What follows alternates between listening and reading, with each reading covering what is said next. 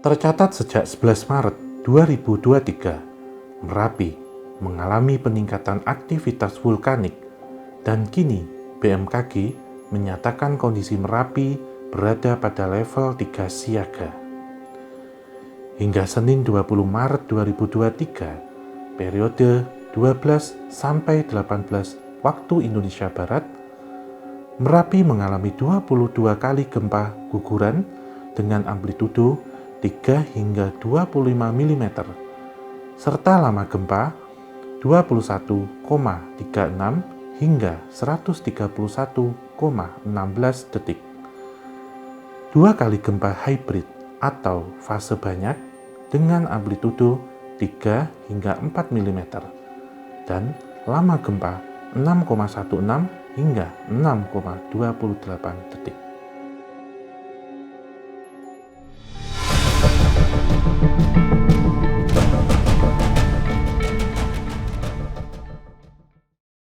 Kalau memang Merapi itu sebagai ada tanda-tanda, misalnya ada tanda-tanda meletus apa, itu kalau saya kan tidak punya alat yang canggih, Mas. Tidak punya alat yang canggih, tidak punya alat untuk mendeteksi dan lain sebagainya. Saya hanya niteni. Saya hanya niteni bahwa Merapi itu ada tanda-tanda. Nah, tanda-tanda itu ya kami gunakan. Ya enggak, saya juga tidak menginformasikan kepada masyarakat karena ya sebagai masyarakat sebenarnya sudah tahu bahwa tanda-tanda seperti ini mungkin Merapi akan begini-begini. Nah, itu masyarakat sudah tahu. Kalau masyarakat sekitar Merapi, misalnya ada suara gemuruh, terus ada mungkin suhunya naik atau panas. Nah, itu dititik, iki kemungkinan ini sebagai tanda Merapi akan meletus dan iki Merapi kemungkinan akan meletus. Ya dititeni wae, ditunggu wae kapan meletusnya. Ini bakal Merapi itu meletus. Cuman waktunya itu kita tidak tahu. Sebagai pengingat, memang Indonesia ini dikaruniai panorama alam yang indah ya, dan menawan serta cantik. Tetapi di balik itu, Indonesia juga memiliki kesuburan tanah yang luar biasa. Di balik kesuburan tanah itu tentunya ada potensi-potensi ataupun penyebab dari unsur-unsurnya itu apa. Tentunya hal ini menjadi satu pengingat bagi kita semuanya yang berada dan tinggal di wilayah Indonesia. Di balik kesuburan tanahnya, ada potensi-potensi yang berkaitan dengan tektonik dan juga vulkanologi atau vulkanik gitu. Jika kita meruntut ataupun kita melihat tentang kegunung apian, Indonesia ini kan ada dalam dua sabuk ya, yaitu sabuk Mediterania dan juga cincin Pasifik gitu. Sehingga di pertemuannya ini itu banyak sekali gunung vulkanik baik yang aktif maupun yang tidak aktif. Dan sampai dengan sekarang memang ada beberapa gunung-gunung vulkanik yang masih aktif. Salah satunya adalah Gunung Merapi. Dan hal ini juga menjadi kewaspadaan kita dan juga kita harus paham dan tahu resiko dan juga untuk tanggap bencana gitu. Jadi kita sikapinya adalah fenomena yang harus kita waspadai namun tidak ditakuti. Menanggapi tentang kenaikan level ya atau tingkatan dari 3 gunung vulkanik aktif, yaitu adalah Krakatau, Merapi, dan Semeru, tentunya ini menjadi kewaspadaan kita dan juga kita memantau sejauh mana termasuk beberapa kegiatan-kegiatan yang berkaitan langsung dan erat dengan segala aktivitas yang ada di sekitar gunung vulkanik ini. Jika kita kemudian kaitkan ya, dan apakah ada korelasi atau hubungan antara 3 gunung vulkanik aktif yang saat ini sedang naik level, yaitu Gunung Semeru, Gunung Krakatau, dan juga Gunung Merapi. Tentunya keberadaan dari 3 gunung ini pun ada hubungannya ataupun kaitan eratnya dengan kondisi ataupun gejolak dari magma yang ada di bawah permukaan tanah atau permukaan bumi. Dan memang secara spiritual jika kita lihat ketiganya ini memang dekat dan berada di tanah Jawa. Sementara itu Gunung Merapi ini kan sebagai seorang panglima dan Gunung Semeru ini sebagai puncak tertinggi. Dan Gunung Krakatau itu penghubung ataupun berada di Selat Sunda.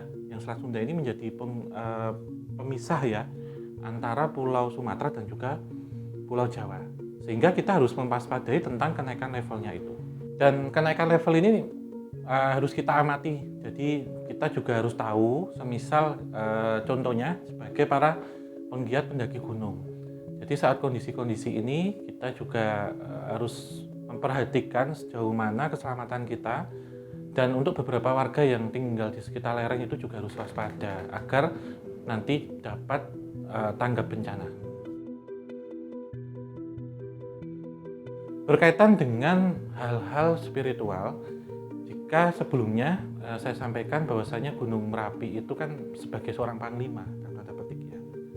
Dan pada posisi sekarang ketika terjadi erupsi atau ada kenaikan tingkat level ya, Gunung Merapi sendiri itu seperti halnya sedang ada hajat besar ataupun lagi ono ewo kalau orang Jawa sebutnya, sedang ada satu pesta atau hajatan.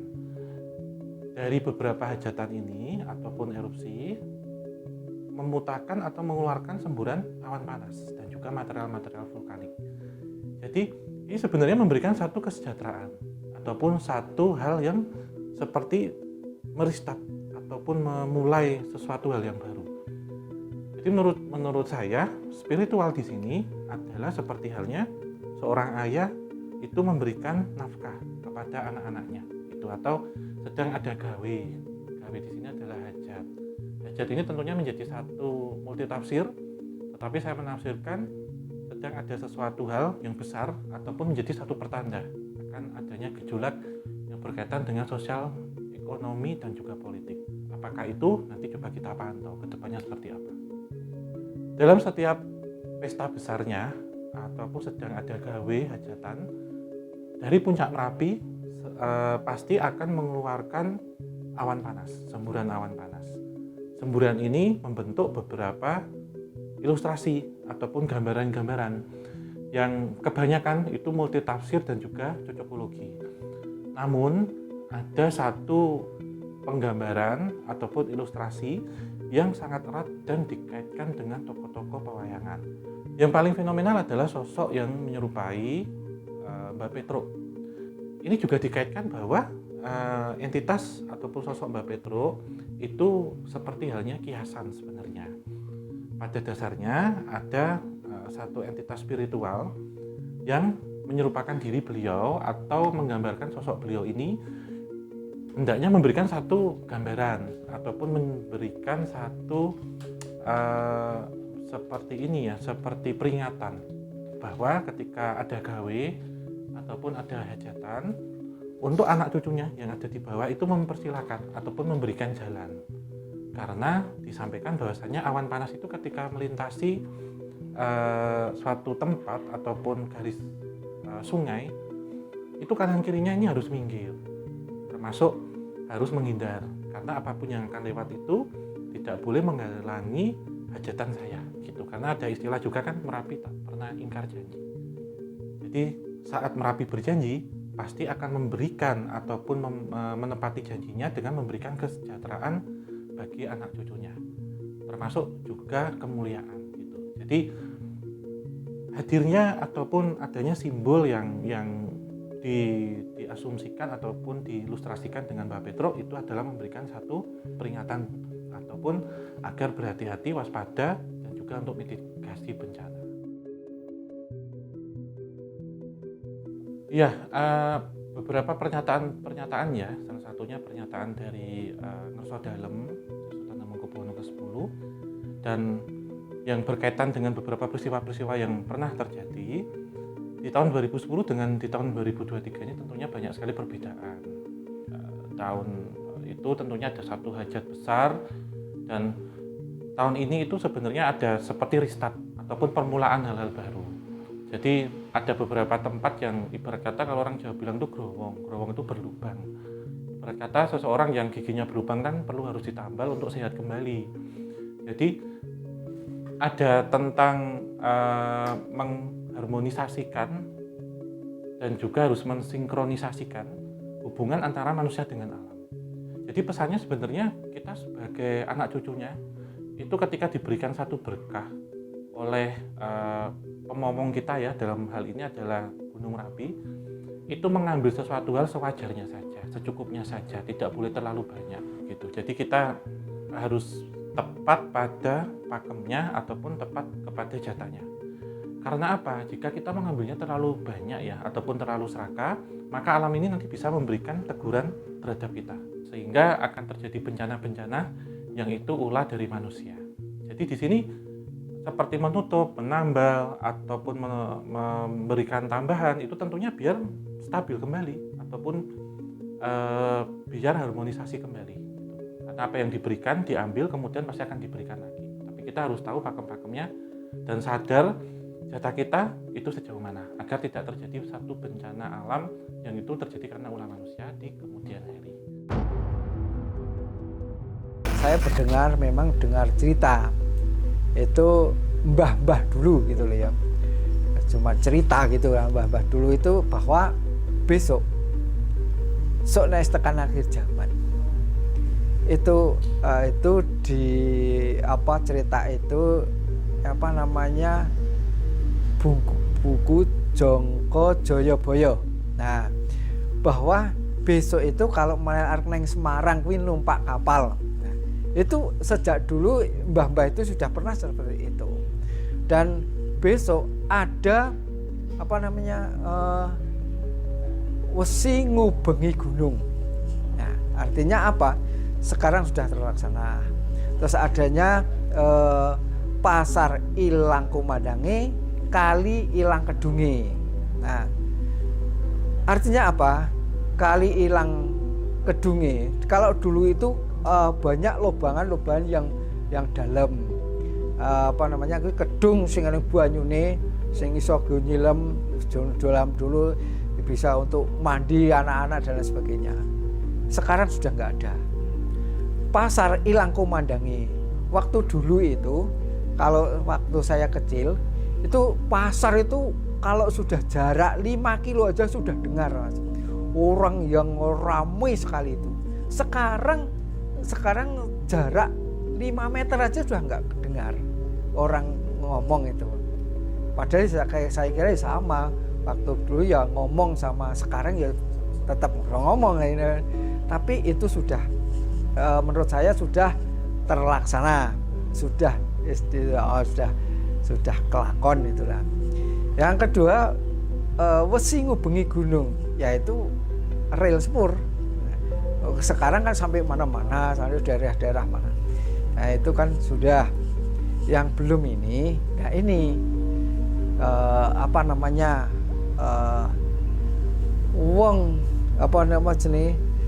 besok nek arep nang Semarang kuwi numpak kapal. Berarti mungkin Pulau Jawa itu akan pecah menjadi 2 atau putus ada gimana. Itu menurut cerita loh, Mas. Bukan itu hanya ceritanya simbah-simbah dulu. Nah, itu nanti ada juga wong Londo Cina garis sejodo, wong Jawa garis separuh. Nah, itu kata-kata yang itu dari buku Jongko Joyoboyo. Nah, ya seperti itu, kira-kira ceritanya seperti itu.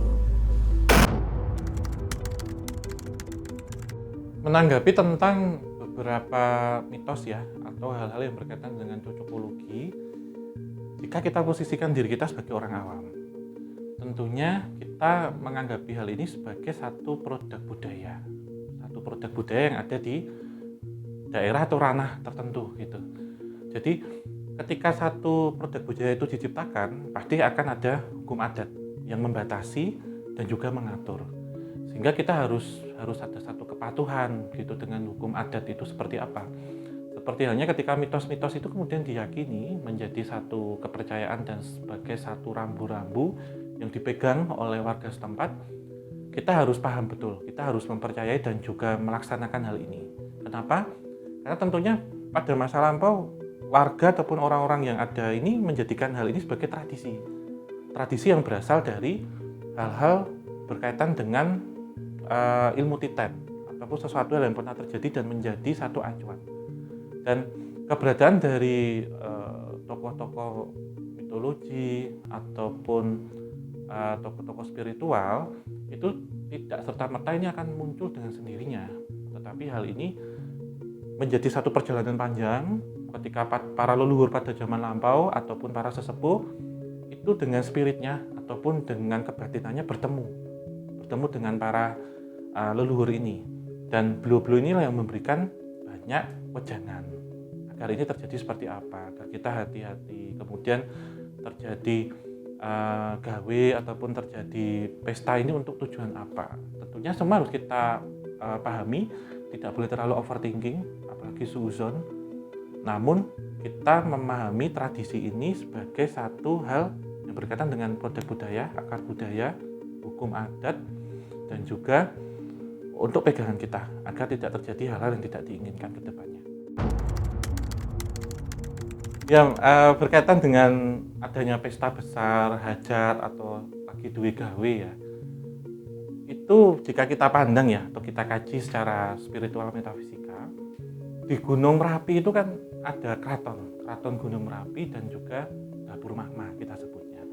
Di keraton Gunung Merapi itu tentunya di sini diamongi ya, ataupun dijaga ataupun dikelola gitu oleh Gusti Kanjeng Ratu Sekar Kedaton.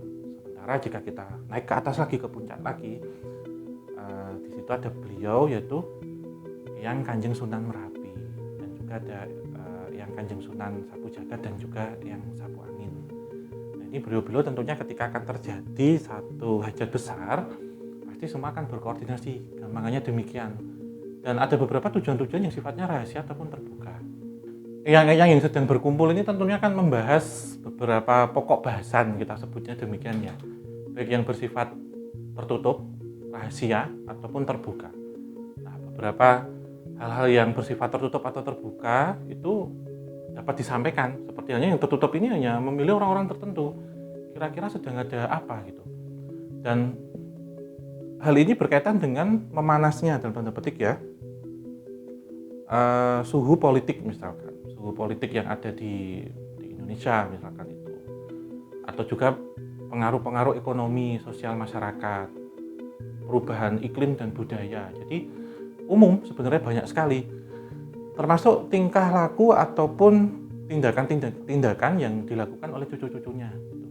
Seperti halnya jika kita lihat mengambil sesuatu itu pada porsinya, atau kita harus ingat dengan pakem budaya kita gitu. Jadi dengan adanya hajatan ataupun gawe itu memberikan hal positif kalau menurut saya gitu.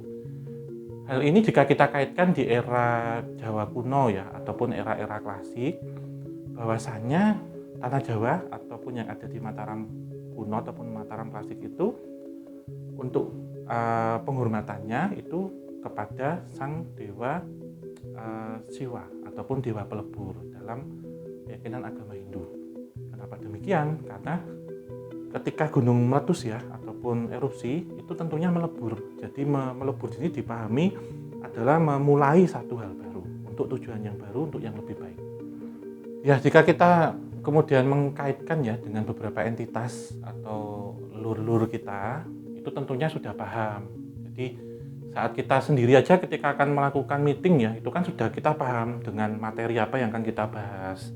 Kemudian pokok pembicaraannya apa, kemudian input dan outputnya sejauh mana gitu. Jadi kalau tafsiran saya, leluhur ataupun eyang-eyang dan entitas-entitas astral yang ada di gunung-gunung vulkanik, kalau dalam hal ini adalah Gunung Merapi, itu pasti sudah paham dan sadar betul ini yang akan dibahas, akan dibicarakan apa dan tujuannya untuk apa, serta dampak yang akan terjadi seperti apa. Dari kejadian erupsi Gunung Merapi yang terjadi di tahun ini dan di tahun-tahun sebelumnya, pelajaran yang bisa kita ambil adalah tanda bencana dan juga sejauh mana kita nanti dapat menerapkan mitigasi bencana agar tidak terjadi korban jiwa yang lebih besar dan juga kerugian materi yang berdampak sangat luar biasa. Hal ini sebenarnya perlu kita lakukan karena kita kita kan ada di satu tanah ya yang rawan dengan bencana vulkanik dan juga tektonik. Selain itu, hal yang bisa kita ambil dalam ranah spiritual, bahwasanya saat ada hajat besar ataupun terjadi suatu bencana, bisa kita pahami ya, ketika penyebutan bencana itu menurut saya bisa diperhalus lagi. Jadi menjadi sedang punya hajat ataupun pesta besar. Karena apa?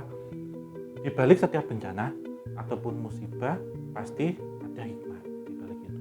Hikmahnya apa? Tentunya kita memperoleh karunia ataupun berkah berupa materi vulkanik yang cukup besar ataupun cukup luar biasa dan bisa dimanfaatkan dalam kehidupan kesehari-hari. Dan juga kita juga akan lebih peka dengan alam semesta. Jadi kita akan bisa mengharmonisasikan ataupun juga mensinkronisasikan antara diri kita, hubungan kita dengan Sang Pencipta, dengan sesama manusia, dengan alam semesta. Jadi ketika akan terjadi satu bencana ya, gampangannya gitu, itu kita sudah siap ataupun kita sudah tahu, sehingga diharapkan kita akan terhindar dari hal yang tidak diinginkan. Itu sebagai peringatan bagi umat manusia, terutama umat manusia, apalagi memang Merapi itu tidak bisa istilahnya dikatakan semaunya sendiri. Nah, itu menurut saya juga sebagai peringatan dari Tuhan, karena banyak yang istilahnya merusak alam ya. Itu maka Merapi meletus, istilahnya Merapi meletus atau dikatakan juga bisa marah. Dan itu sebagai tanda peringatan supaya sebagai makhluknya itu supaya dekat kepada Sang Khalik atau kepada Tuhan Yang Maha Esa.